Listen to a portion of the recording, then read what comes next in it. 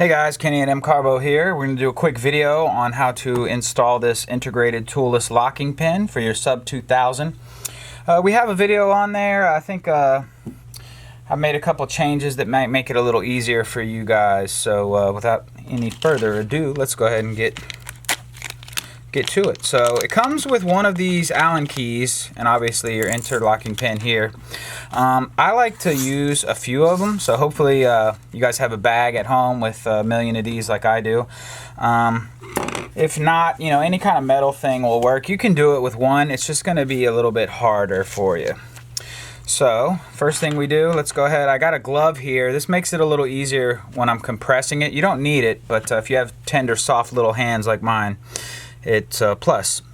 So what I do is I go to the top where these two meet right here, and go ahead and put your pin through there. I mean your Allen key.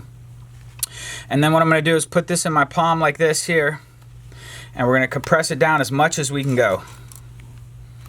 And then I like to jiggle it like this. If this thing starts following with it, just jiggle it down, obviously, so that we can get right there and relieve a lot of that pressure.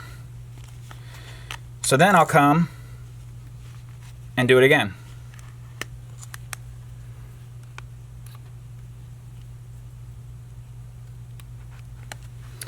Alright, so now you can see, I mean the old video kind of had it, you're sitting there fighting with it and stuff like this. Now this just makes it a lot easier.